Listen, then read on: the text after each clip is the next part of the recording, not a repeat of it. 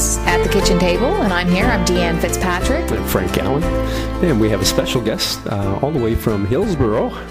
We have Don Coleman. Welcome, Don.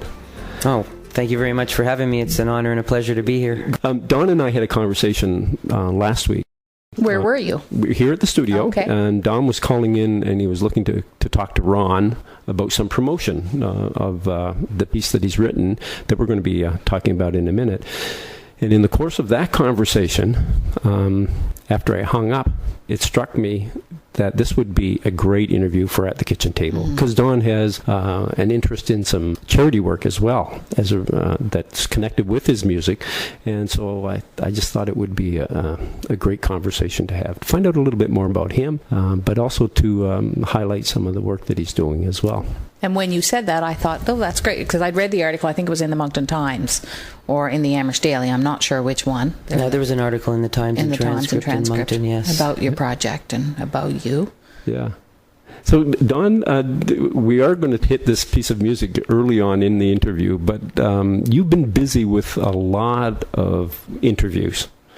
I have. Radio, newspaper, that kind of stuff. Can you tell us a little bit about that? Why are people contacting you? Well, I'm reaching out to them to tell them that I wrote a song about Gordon Lightfoot, and that Gordon Lightfoot responded in less than 24 hours with a handwritten letter endorsing the song, saying that it was a fine job, well done. And, well, one of the main things with the whole project is that I'm donating all the proceeds from the sale of the song, whether it's a download from iTunes or it's a 2-disc CD DVD edition, to a national charity called Music Counts, which is known as Canada's music education charity, and they help purchase musical instruments for schools across Canada.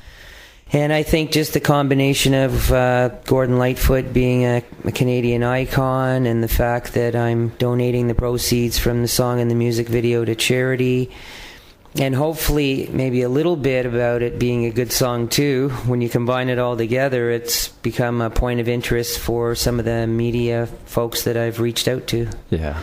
And it's still continuing, as I have more radio interviews coming up in the very near future that are scheduled as well. Great. Well, and who knows how far CFTA reaches, right? The Kitchen Table. Reaches Hillsborough, we know now. We know now, yeah. Definitely does, loud and clear. Great. That's good. So for those interviews, Don, I understand that you were contacted by radio stations in Ontario. In Ontario, yes. The CBC and... CBC Ontario Morning, which is broadcast to 15 or 20 small cities in Ontario, which is quite a large area, which made a fair amount of impact, and also in the hometown of Gordon Lightfoot, where he grew up, which is Orillia, Ontario, and it's now spreading to Timmins, Ontario. So hopefully it'll continue, and I hope that over a period of time that I could actually maybe do a little bit of discussions about the song all across Canada. That's my goal. All right, we're starting on the East Coast. We need to listen to it. Let's listen to Gordon by Don Coleman. 1, 2, 1, 2, 3. I'm not talking about Gordie Howe, not talking about Gordon Downey, talking about creeping round your back stairs up in Simcoe County. I'm not talking about Gordon Sinclair, whoop, Flash Gordon, sundown and blackberry wine on the radio, tell the story. That's Gordon. Yeah, Gordon. Talking about Gordon. An endless wire of YouTube views and Google hits. More importantly and accordingly, our trains in a sunken ship. That's Gordon. Yeah, Gordon. Talking about Gordon.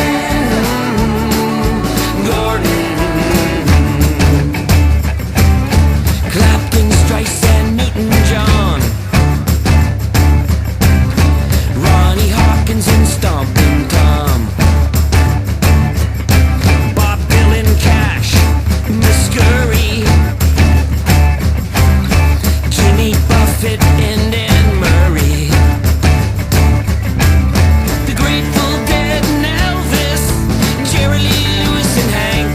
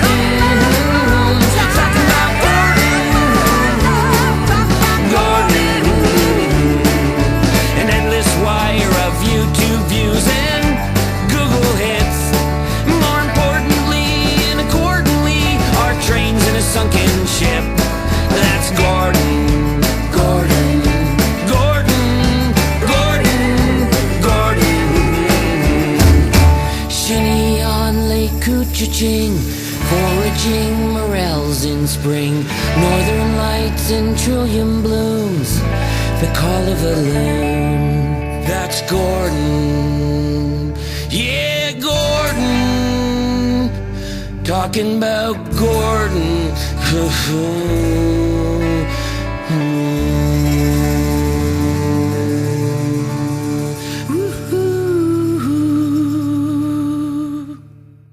We're back at the kitchen table, Deanne and Frank, and we're in conversation with Don Coleman. Don, where did the song come from? Well, actually, one day I sat down to write a song, and I wasn't sure what it was going to be, and I don't know where it came from, but just out of the blue, I said to myself, I want to write a song about Gordon Lightfoot, and I knew when I said it that it was something that I really wanted to do, and I immediately started it. And the general idea for the song came together quite quickly. I ended up talking about other famous Gordons and so on and so forth. Even Gordon Sinclair. Yes. How do you know about Gordon Sinclair? Well, I'll tell you that fellow like you. Very quickly is that when I was growing up as a young child, I spent a fair amount of time with my grandparents when my parents were at work. And my grandparents loved to watch Front Page Challenge, a TV show with Pierre Burton, Gordon Sinclair, and so on and so forth. So all of my life since I was a little boy, I've known about Gordon Sinclair.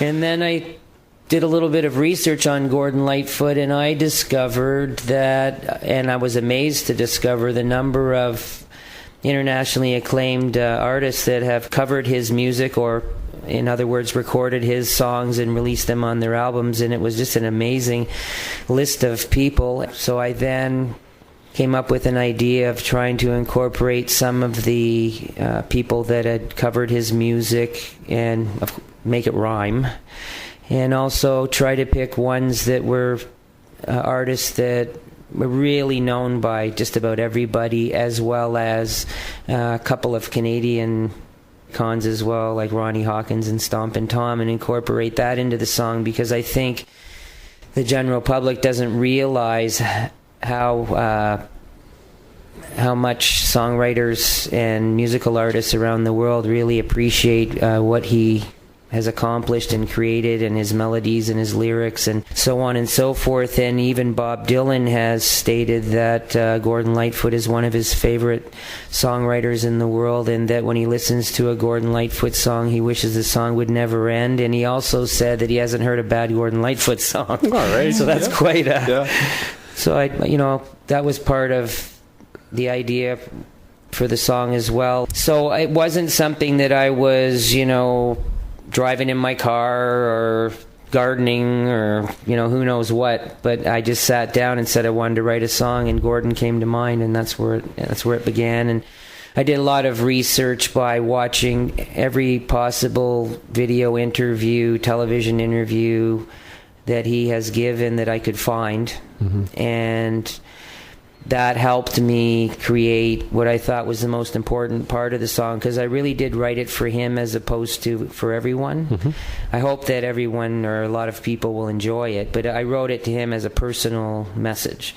So there was one interview in particular that spoke about what he did when he was a very young boy with his parents in Ontario around the Orillia region, which is about 90 minutes north of Toronto. Things like looking around the forest for morel mushrooms, which are quite a delicacy. Mm-hmm. Maybe quite a few people may not know about morel mushrooms, but if you folks out there do a little bit of research or ever have the chance to try them, they're really wonderful mushrooms. So he talked about that, and he talked about, the provincial flower of Ontario's the trillium, so walking through the woods once again with his parents, seeing all the trillium blooms. And he talked about playing shinny hockey on Lake Coochie-ching, which is the lake that surrounds Orillia basically, or is part of Orillia. And he even mentioned that he wasn't that good at shinny, so he decided he might be better off getting into songwriting and singing. He did do a lot of singing in church choir when he was young as well. Yeah. But so I tried to incorporate all of this, but it started just with, I've been a fan of his all of my life, and the idea just came to my mind, and that's where it began.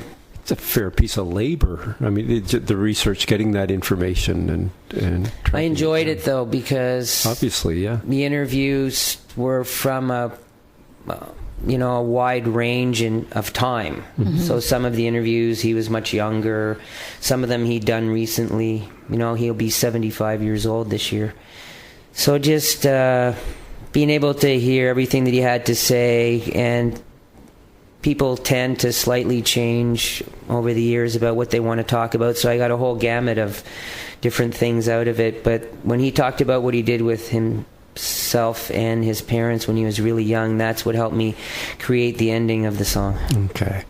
Yeah, and the charity that you connected it with the music programs, or the national charity. How did that happen? Well, at one point in time, I was promoting, local and regional original music artists by booking concerts for them at a venue just outside of Moncton.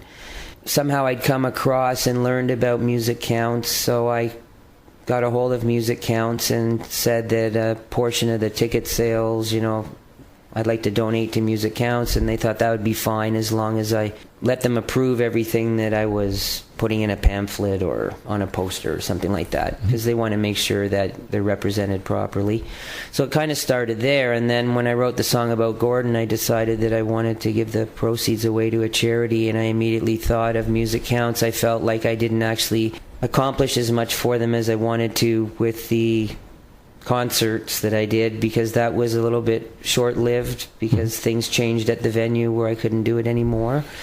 And so I contacted them about this Gordon Lightfoot song, and the story goes like this. They said it sounded like a good idea, but the only way that they would be interested in working with me on something like that is if Gordon Lightfoot and Gordon Lightfoot's record label and Gordon Lightfoot's management endorsed it.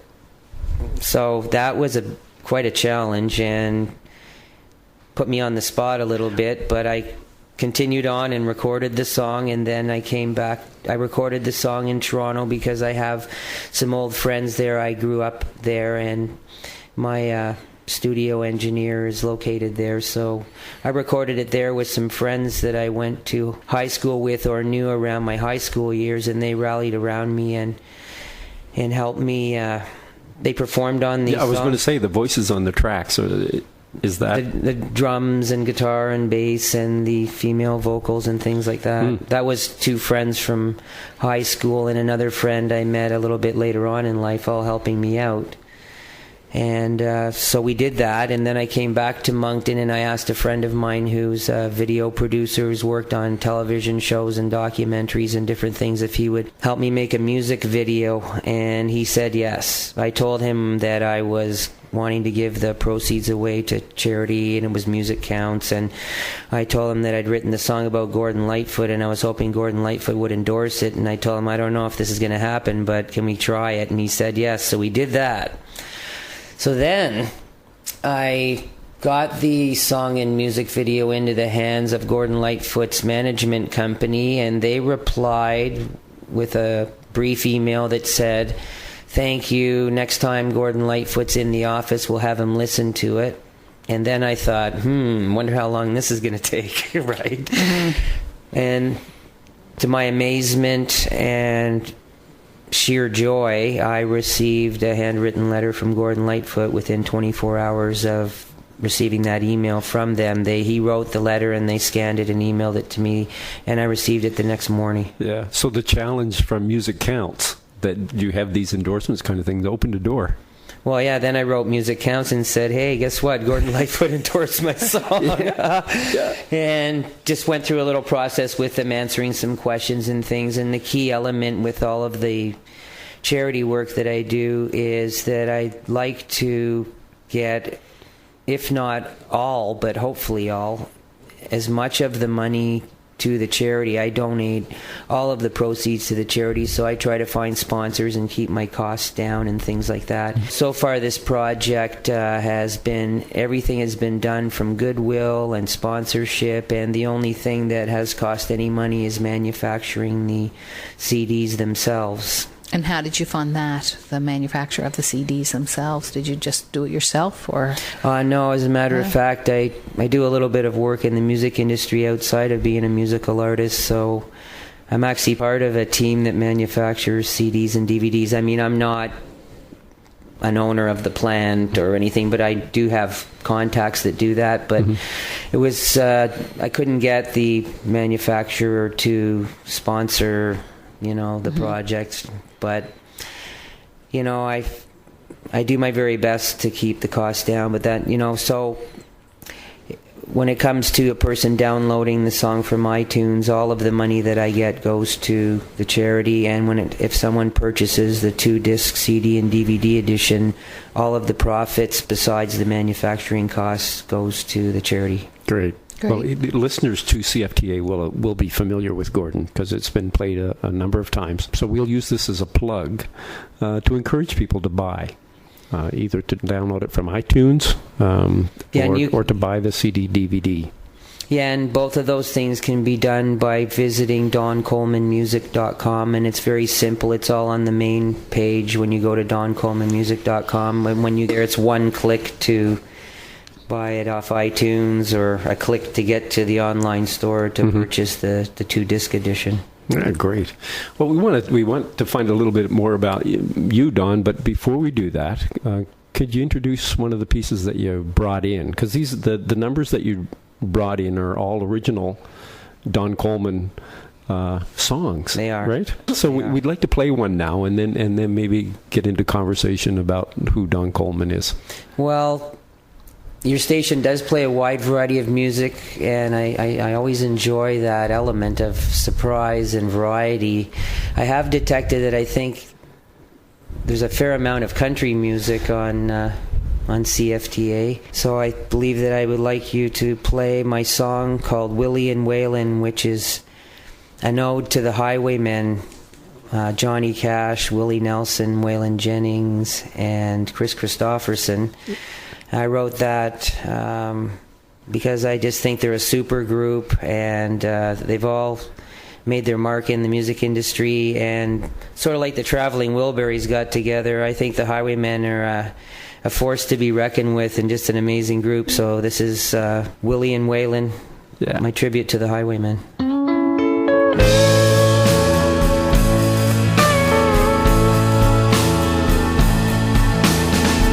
Friends are good friends that can't be replaced. Good friends always know what to do.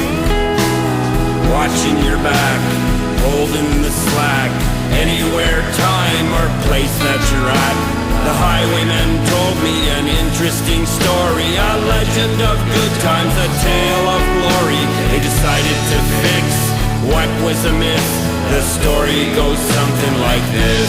Well, Willie and Waylon, well, they got to thinking this country's got under their skin. And for the nation, their guns were ablazing on a mission to win against sin. They had a notion to create a commotion, get back in the saddle again. They gathered their whiskey, shotguns, and a gypsy, made good on their promise, my friends. Trouble was brewing and people were stewing. The boys took the bull by the horns, brought back the country to where it belongs. That's when a song is a song. Desperados, 5 o'clock shadow, sour mash whiskey, baked beans and bravado. That's when a song is a song. That's when a song is a song.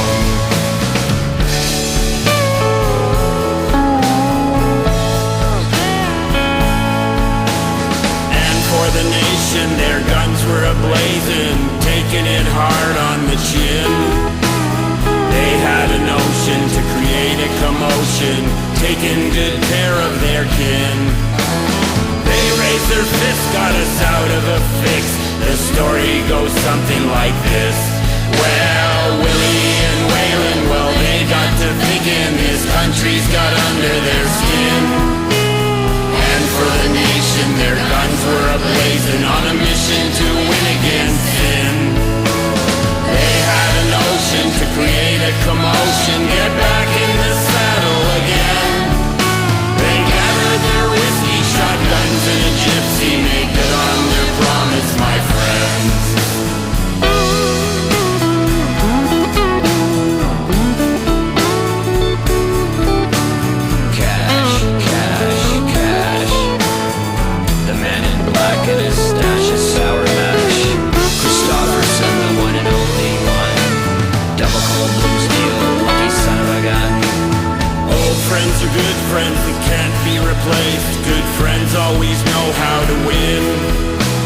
extra glass, tip your hat to the good old boys, riding into the wind. Desperados, 5 o'clock shadow, sour mash whiskey, baked beans and bravado. That's when a song is a song. Well, Willie and Waylon, we all got to thinking this country's got under our skin. And for the nation our guns are ablazing, we're taking good care of our kin. The highwayman told me a tale of glory, we're back in the saddle again. Taking it hard on the chin, on a mission to win against sin. Riding into the wind, good friends always know how to win. We're back in the saddle again and again and again and again and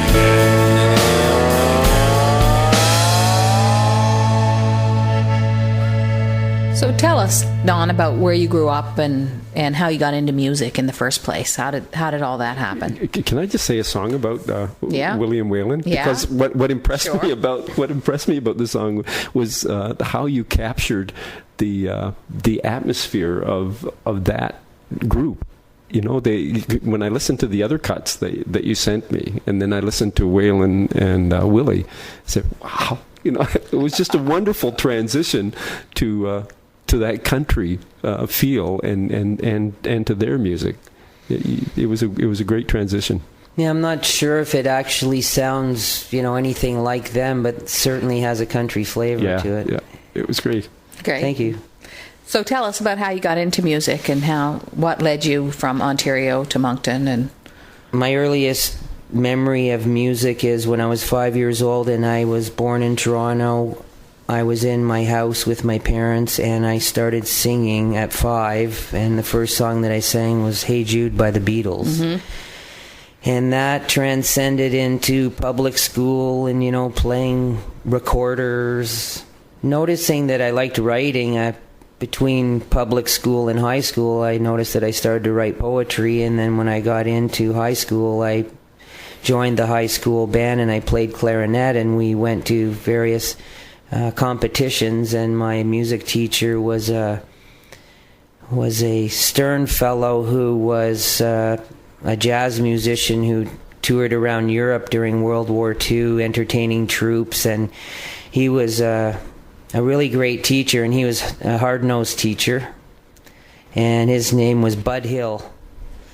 So I enjoyed being in the high school orchestra throughout high school. Then I graduated from high school, and I met a gentleman who became my friend, who had 6 cassette decks stacked on top of each other, all wired together in his living room, and he said, I make music and I multi-track record, and he said, this is how I do it. And he played me some of these songs that he'd recorded, and he asked me if I wanted to sing on one of them, and I did. And after that night, I said, this is what I want to do. Wow.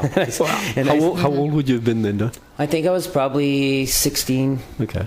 Around 16. And then I said, so what am I going to do? So I started turning my poems into songs and trying to understand what's the difference, and how do you say write a song as opposed to a poem. And I thought, I don't think I'm going to play clarinet in this music that I'm going to write. So I bought a keyboard, and an electronic keyboard, and I dabbled in electronic keyboard music for quite a few years. And after meeting Mike that night, that turned into something that carried on for years, and I recorded about 30 different songs and developed my skills a little bit as a songwriter, and got a little bit of airplay in Toronto on some specialty programs on a couple of big radio stations, one being CILQ, Q107 in Toronto, in their homegrown contest, which a band called Honeymoon Suite won one year. Mm-hmm. And also on a really unique radio station, which was CFNY 102.1, the Spirit of Radio out of Toronto, which ended up playing a lot of non-commercial and interesting kind of music over the years. And so getting that little bit of airplay on my songs, which, I'm not claiming it was, I had hits, but, they seemed to get to know me and embraced me, and they played my music, and that gave me some hope. Mm-hmm. How old were you around that time when that was sort of between the 19 to 23, you were a young man. 25, around that range. So I kept doing that, and it's a very expensive industry if you want to do things the best you possibly can. And I learned that it's a very difficult industry, so I came to a crossroads where I stopped. Mm-hmm. I took a hiatus from writing and playing and recording and so on and so forth, and I always missed it. And that stopping was the result of dealing with the business? I wouldn't say the business per se, but it's just the expense of doing proper studio recordings back in those days is much higher than it is now. Mm-hmm. I mean, if you do a world-class recording now, it's still a fairly expensive venture, but you can make very good recordings at home or, using a small studio. Very accessible, and, it makes it easier to create really high-quality demos and things like that. Mm-hmm. I think to do a world-class album, you need to be in a really great studio and have a producer with a lot of experience and an engineer with a lot of experience, because there's a lot involved in making a really, really great recording. But, you can make a decent recording these days. But it was essentially just so expensive to continue. Now, I did still fiddle around at home and wrote a little bit and things like that, but I really did take a hiatus for... And what was going through your head at that time in the hiatus? How much I missed it. Mm-hmm. And a little bit of an empty feeling. But this is where it gets really interesting, and hopefully inspiring for others too, because we all have different interests, and sometimes whatever our interest is, we can sometimes start questioning ourselves and saying, should I keep doing this? Why am I doing this? Or am I going to achieve what I want to achieve from doing this? These types of things. But I moved to Moncton, and I discovered a really great charity, a non-profit organization called Moncton Head Start, who helped all sorts of less fortunate families, and they help get kids coats, and they put together food boxes and a toy drive and do all these types of things. And I went to an event that they had at the Moncton Coliseum, and I looked around, and there was hundreds and hundreds and hundreds, if not thousands, of people there. And all these volunteers, they were anywhere from 20 years old to 80 years old. And it really hit me that it's a real community effort. And after I'd gone to that event, I was driving home, and after a sort of a 10-year hiatus, that's a long time. It is. I'm driving home, and I said, I'm going to write a song about Moncton Head Start, and I did, and it's called Head Start. And I recorded the song. I found two great musicians, Steve LeBlanc, one of Atlantic Canada's great guitarists, and Danny Bourgeois, one of New Brunswick's great drummers, and told them what I wanted to do, and they embraced me and said, okay, let's do this. So I wrote the song, and we got together, we recorded the song. I then presented the song on a small portable stereo to the Moncton Head Start Board of Directors, and I pressed play, and the song played, and I was sitting there watching this, 12 or 14 people in the boardroom listening, and when the song ended, they gave me a standing ovation. Wow. This sounds like an introduction to a song. Kind of. Can we do that? Oh, sure. Let's play Head Start. We've all got a gift to give, helping build a better life magic in the air, a flame of hope, light to share. The tide is turning, now's the time. We'll make the sun shine so fine. Lend a hand, show you care. Send a dream to those in need everywhere. Ooh yeah, head, start. Open up your heart. Make a difference to your power. All together now. Head, start. Open up your heart. Set from up above. Spread a little love. We've all got a gift to give, helping build a better life to live. Feel the magic in the air, a flame of hope, light to share. The tide is turning, now's the time. We'll make the sun shine so fine. Lend a hand, show you care. Send a dream to those in need everywhere. Ooh yeah, head, start.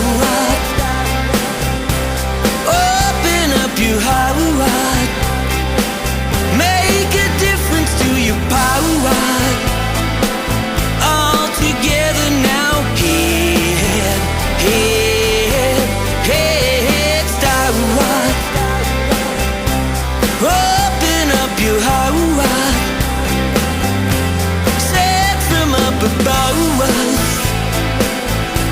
Spread a little love.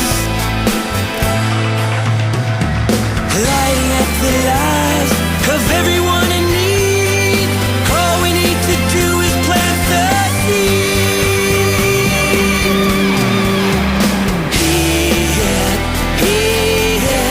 Head, start. Open up your heart. Make a difference to your power. All together now. Head, start. Open up your heart. Set from up above. Spread a little love.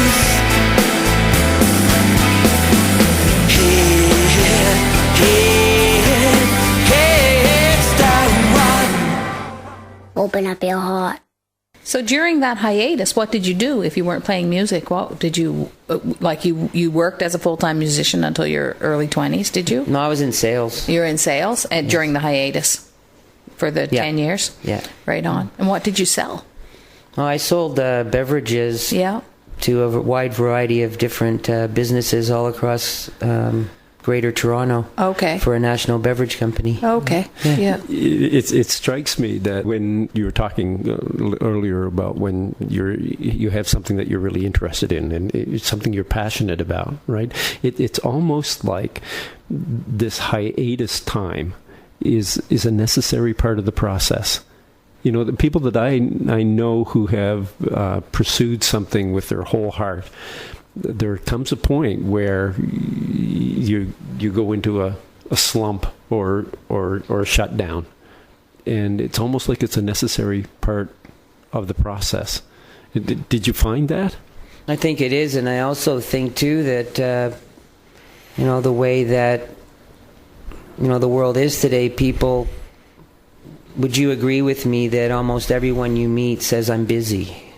Yeah, people do throw it around quite a bit, don't they? Yeah. So, the hiatus that I took is similar to, if you're always working morning, noon, and night, if you take a break, even as a songwriter, taking a break from songwriting and going out and walking through the forest, walking down Yonge Street in Toronto, or, you know, doing whatever you do and experiencing life outside of this constant focus on, you know, business and whatever it is you do. It inspires you, and it gives you a little bit of time to clear your head and have other new life experiences that are great to come up with more things to write about.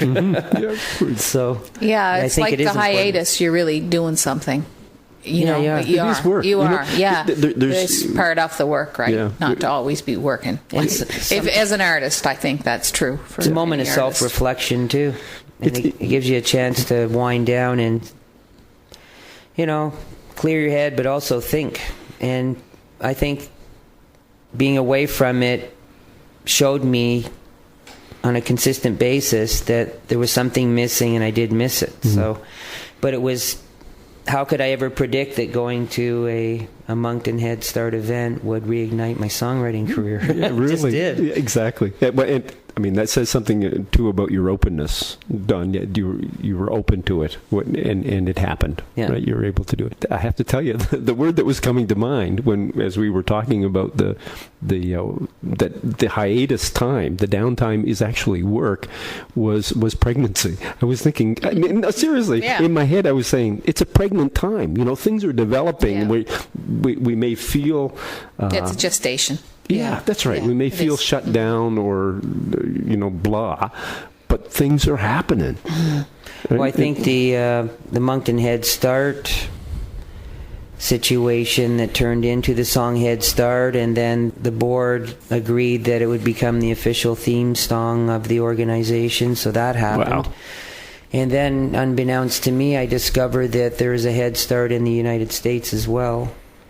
And they have offices in all of the states across the United States. So my song's actually been listened to and utilized by certain offices of Head Start in the United States as well. And also a copy of the song was sent to Bill Clinton, President Clinton, and he acknowledged the song in writing and appreciated receiving it, and so on and so forth. So all these little things have happened around it, and then local radio stations in Moncton have been playing the song around the Christmas period now for, I believe, approximately 7 years. Oh, is that right? Okay. So when you write, you seem to be inspired by people. Like all of these songs are inspired by people, really, in community. Most of them, yeah. Yeah, the three that we've heard, I guess, today. But it sounds to me like you really like to connect directly. Like a lot of people write songs that are more sort of a story that is kind of general, but and then it applies to lots of people. But it sounds to me like you write a story about someone, and then it applies to a lot of people, or about something and it applies to a lot of people. You start with very specific things when you write. Well, there is a reason for that. More than one reason, to be honest. Well, one of them is I like to pay tribute to people that I think have made a great contribution to either music or to Canada or in some way. Yeah. You know, because I've written a song about Jeff Healey. Yeah. That was embraced by Dan Aykroyd of the Blues Brothers, who has the House of Blues Radio Hour and is syndicated all over, you know, North America and beyond, and he embraced the song I wrote about Jeff Healey. But I mean, Jeff Healey's just someone who really inspired me, and I witnessed him performing before anybody really knew who he was in a small club in Toronto on Spadina Avenue called Grossman's Tavern. Part of it is, you know, paying tribute to people that I admire, or who, like, you know, there is another element as well, you know, that I don't talk about very often, but I'm going to talk about it, and that is being a songwriter is very difficult, because with internet access that's been happening for many years now, the ability to record at home, there are millions and millions of bands with millions and millions of songs. So also, on top of the fact that I want to write these songs, I feel that I'm doing something unique that sets me apart from most other songwriters. Most people are not writing songs about famous people. I do more than that. Yeah. But I just feel that it's something unique, and I want it to be a little bit unique too. Yeah, well, I think you're right. In today's world, you need a niche. Like, you need something that makes you unique, and you need something that makes people notice you, because it's really easy to make a CD, and it's really easy to create the product, but it's very hard to get attention. Right. Yeah. Mm-hmm. And I can never predict the future, and that's another thing about life is that you can be a really happy camper and think I'm always going to be happy, or you might be down and think I just can't get out of this down mode, and I don't think it's ever going to change. But I know for a fact that that's not true. You never know what's around the corner, and you have to just, stay true to yourself and believe in yourself and believe in what you do, and amazing things can happen. I'm not sure how many more songs I'm going to write about famous people. Yes. This may be the last one. I have one more song that I've written for a famous person. It's not about them that I'd like to record, but I think I might stop writing songs about other people, and I've done what I wanted to do, and I've touched on the people that I wanted to write about pretty much. And though you never know when you're going to write a song about somebody. There might be a batch of songs coming up, and you'll say, "Hey, you didn't write about anybody." That's right. But then again, like as you said, you never know. You don't know. No, you don't. Yeah. And I was just going to say that something really important happened when I wrote that Head Start song. Is that I drove home saying I'm going to write it. I did. I told you that story. But what ended up happening was my goal was to help others. Mm-hmm. And I did that. Yeah. What it ends up doing when you help others, and I believe this is true for a lot of people that help others, is you help yourself, because it's very uplifting. Yes. And there was a time in my life when I thought, geez, how come all these people are volunteering and they're doing this and they're working free, and they're, how do they have time to do that, or why do they do that? And then I learned by doing that Head Start song that it's the joy you get out of helping other people that makes your life better as well. So it's very enriching. It's a win-win. Yeah, it absolutely is. And I also deliver food boxes for Moncton Head Start in the Christmas season, and a lot of them. Mm-hmm. I go back for multiple trips and put as many in my car as I can. And most of the people that I deliver those boxes to, once again, they're really happy to see you, and it's helping them. And it's a win-win thing. Helping others is how I feel about it, and that's why I've continued to do other charity work as well. Mm-hmm. Yeah. Where does that come from, Don? Has that been part of your history, the looking for ways to help other people? Or was it family? Your family focused that way?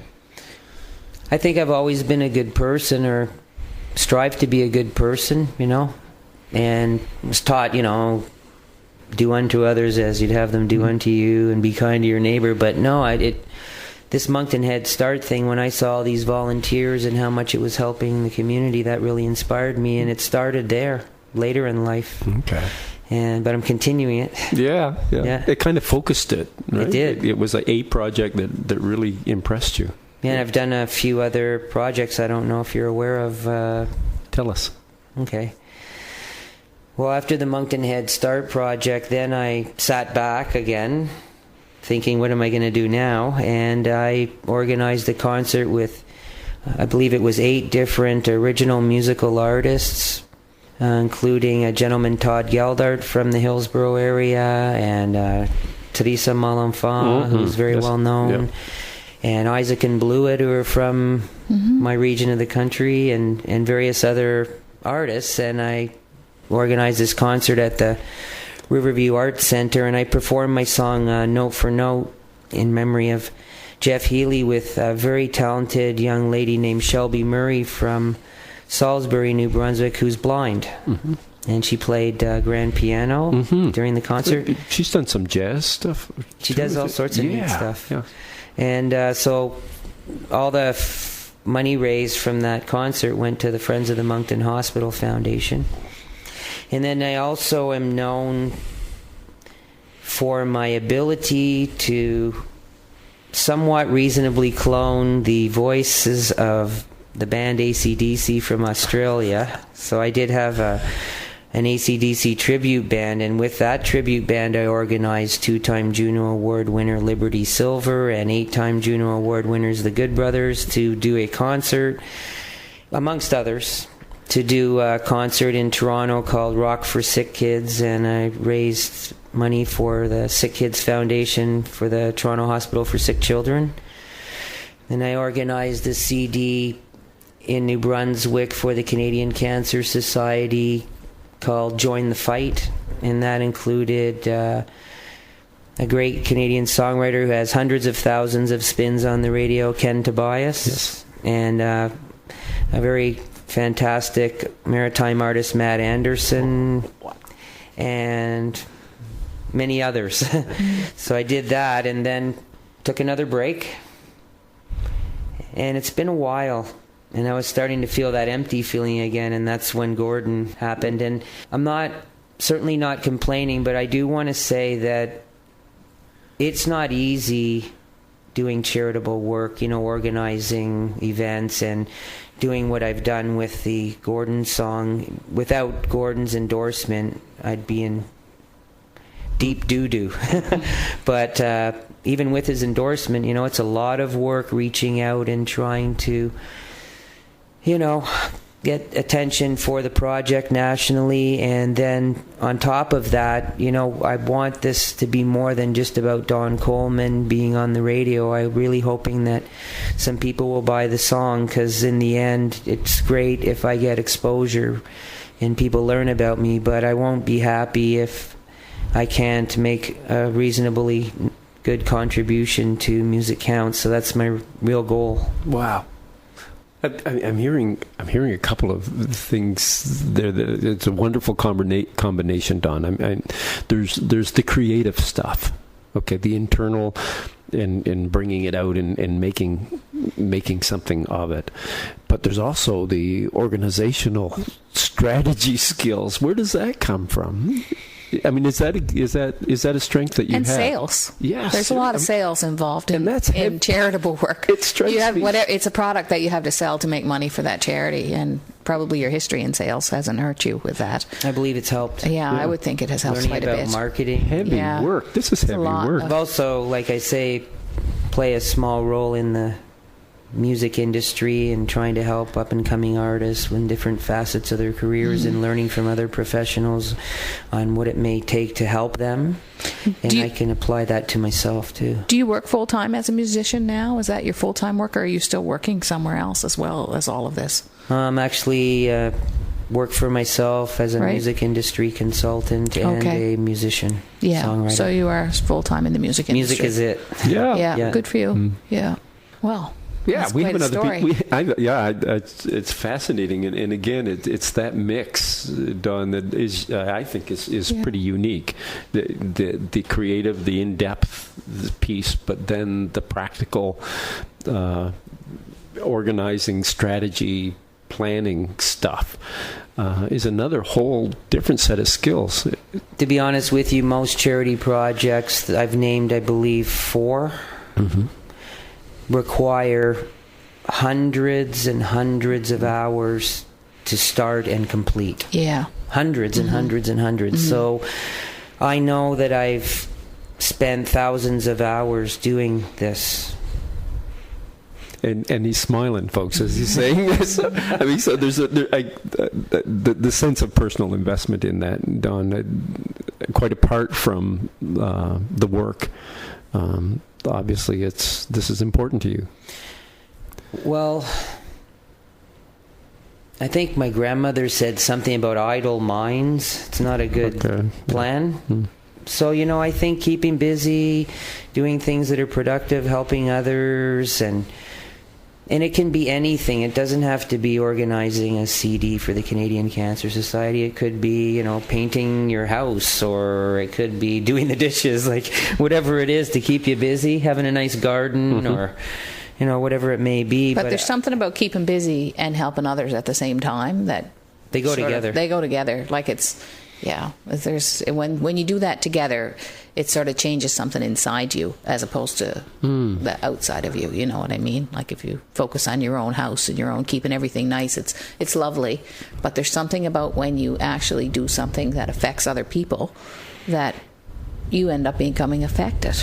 And I went to my neighbor's place the other day with a bag full of cherry tomatoes that I picked out of my garden. She was awfully happy. You know, just little yeah, things that's like true that. too. Yeah, Isn't that wonderful? Reaching out. And I think there's a key point here too that I believe is 100% true, and anyone who may not agree, I think one day will see that it is true, is what goes around comes around. And this good karma, energy, you know, you're not doing it to get paid back, but you do get it just comes back. It comes back. It feeds itself. It really does. Yeah.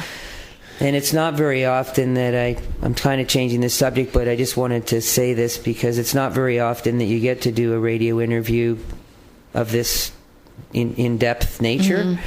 And I wanted to just mention, because it's a little bit of a legacy doing a long radio interview like this, and I really appreciate you giving me the opportunity to, is that I had the honor of being recognized on AC/DC's official website twice for a person who's living in a tiny hamlet in New Brunswick who's essentially unknown. Was pretty great. Yeah. You know, just through a couple of videos that I created. Yeah. One was a song about their original frontman Bon Scott, and another one was a video that was a contest that they had worldwide. That was in the top 10 finalists for that. So just wanted to throw that in there. Yeah. Been all over the map. Yeah, and those are endorsements. Those are endorsements. It's some credit for the work that you've done. It's been special having you here. The way you've talked about your own passion, not only about your artistic work, but the community focus is powerful. And I really appreciate your openness about doing that. Thanks for being here. Yeah. Oh, it's been fabulous being here, and thank you for the opportunity of being here. And in the words of those in the know, time flies when you're having fun, because it went by very quickly. Indeed. But we have another piece of music. Ain't Got No Clue. Can you talk to that? Where did that come from? Well, better be honest. I have an old friend in Ontario, and his nickname's Club Joey. And I was visiting him. He's a big fan of a lot of different genres of music. And he looked at me and he said, "I can't believe this, but I don't think anyone's ever written a song called Ain't Got No Clue Why I Got the Blues." And I go, "Hey, that's a really good hook." I said, "I'm going to write it for you, Joe." And I did, and he loved it. So he just gave me this idea, and I ran with it. And I don't know, I'll let the listeners decide, but you know, it's talking about a lot of things that people can have in life but still maybe not be happy. Yeah. You know, and sometimes it's the small things and the back to basics and the not new and improved things and the things in life that are free, even though people say there isn't much free in life, that do really make you happy. I think that's the bottom line on that. We're going to have Ain't Got No Clue play us out. But before we go, pick up Gordon. Not only will you be pleased with what you have, but you'll benefit some kids who are into music. And that's at doncoleman.com or iTunes. Yeah. DonColemanmusic.com. DonColemanmusic.com. Thanks again, Don. Thank you very much. Yeah.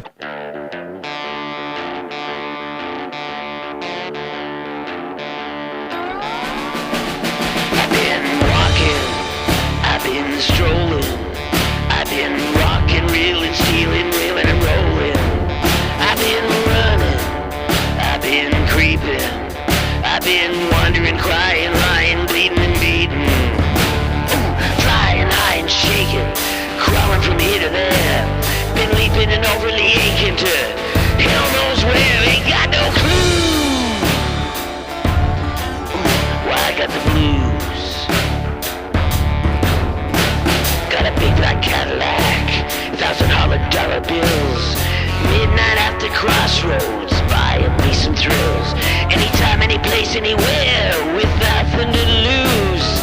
Playing truth or dare and dealing hullabaloo. Flying high and shaking, crawling from here to there. Been screaming and dreaming and creeping to hell knows where. Ain't got no clue.